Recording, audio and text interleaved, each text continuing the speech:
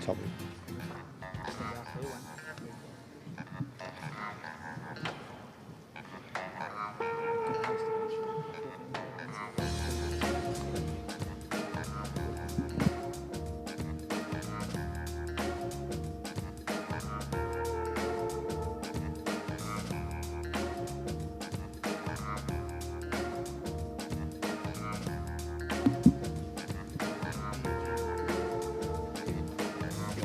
The President of the United States.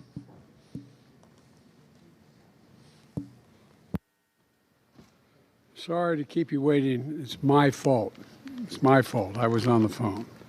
Hello, everyone. We just came from please have your seat, a 3-hour meeting with all 21 APEC economies discussing how to generate more growth and more opportunity in the region, particularly to deal with climate change. Today, we're announcing progress on the important initiative that we proposed with 13 of my colleagues here and of 13 of our APEC partners, the Indo-Pacific Economic Framework. Australia, Brunei, Fiji, India, Indonesia, Japan, South Korea, Malaysia, New Zealand, the Philippines, Singapore, Thailand, Vietnam, and the United States.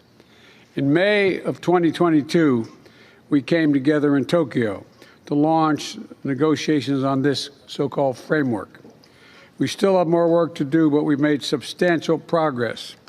In record time, we've reached consensus on 3 of the pillars of the IPEF. I hate acronyms, but I apologize.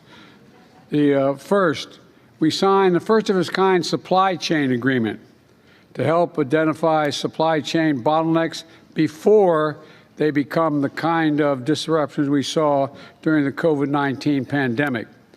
We saw what happened then in the United States and elsewhere, but in the United States, the semiconductor supply chains dried up in Asia, and the United States, a lot of it shut down. This is an agreement we put back in place. If we had this agreement in place we're talking about today, we would not have had to lay off so many auto workers because lack of semiconductors and many other examples. Second, we've concluded an agreement to accelerate the clean energy transition in the Indo-Pacific region, including by enabling greater U.S. and private sector investment in clean energy innovation and infrastructure in our partner countries. You heard discussions today about how there's many opportunities and ideas that they have, but being able to attract private sector investment and government investment is hard for many of these countries that have great ideas and great opportunities. Well, the solar investments in the Philippines, an example, offshore wind in Thailand and Indonesia, joint investments between the United States and India on energy storage, and so much more. Third, we've concluded an agreement to combat corruption and improve tax administration to make sure that our trade and investment is clean and transparent and private companies don't have any worry about their investments being used properly. And that's exactly what we've done. Every business leader I've talked to, and my colleagues have, they're more likely to invest in a region if there's less corruption, more transparency, and that's exactly what this agreement does and would show them. But as I've said, we have more work to do. We made progress in high standard trade rules that include strong labor and environmental standards. We've committed to extending our cooperation to challenges like artificial intelligence, energy security, and semiconductors. We're launching a critical minerals dialogue to further strengthen our supply chains and create clean energy jobs. And today, I'm proud to announce that the United States is launching what we'll call the Investment Accelerator through our partnership with the Global Infrastructure and Investment. Accelerator is going to bring private capital off the sidelines for major investments in clean energy and high technology.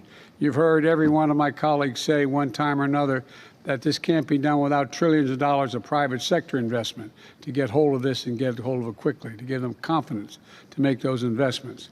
That's going to create a pipeline of projects in partner countries and then match private sector financing with these projects.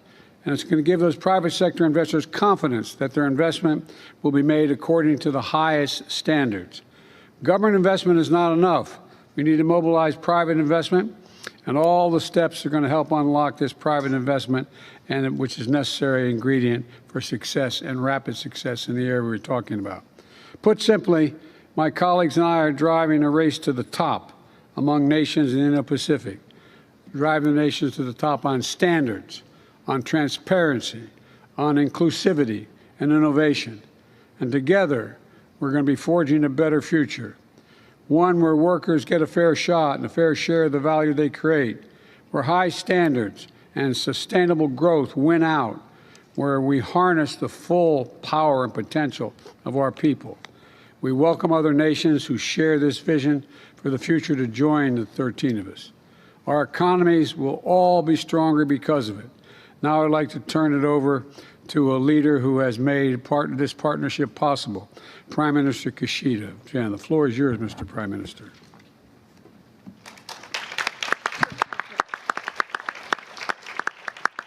The Prime Minister of Japan. Thank you.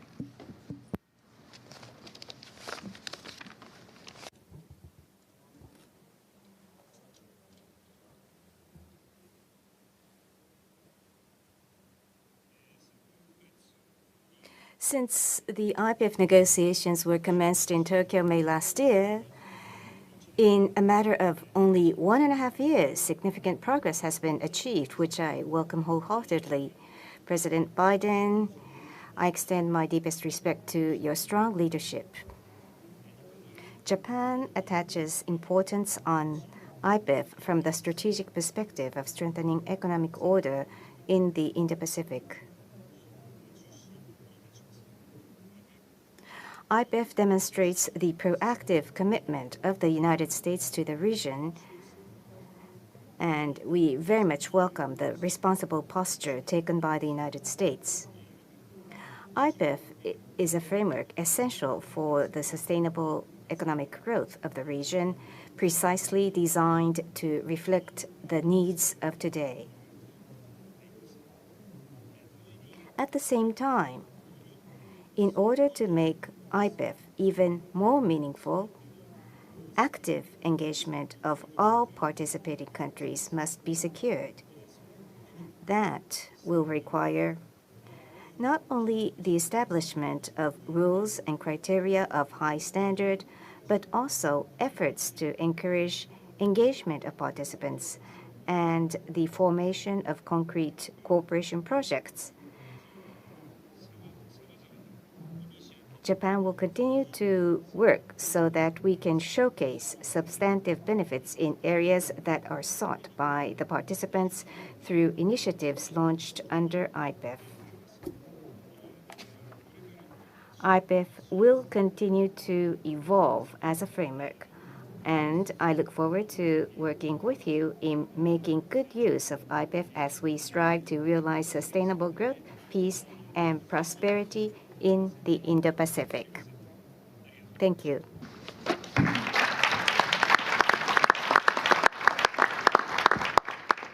The President of the Socialist Republic.